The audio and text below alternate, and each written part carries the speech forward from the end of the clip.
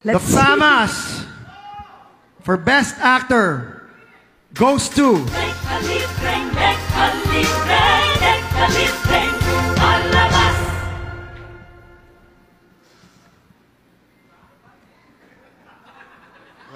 Let's go. Galit na sila. Oo nga, tara na. Pangalan ng kalye ang pinapalitan. Kaluluwa ng bayan natin ang pinapalitan. Na for almost 40 years hindi ginagalaw. Na for almost 40 years hindi basta-basta pinakikialaman. Bakit? Kaluluwa ng bayan to.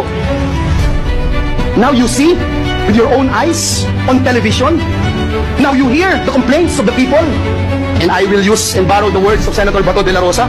Yung mga nagdarakot, yung mga naghihikahos, mga nangangailangan ng tulong, nangangailangan ng ayuda ng gobyerno, umaasa sa tulong ng gobyerno, pagsasamantalahan natin para lamang ma-extend ang termino natin, para lamang ma-abolish ang Senado. Mr. President, kung gusto ng taong bayang i-abolish ang Senado, I don't mind.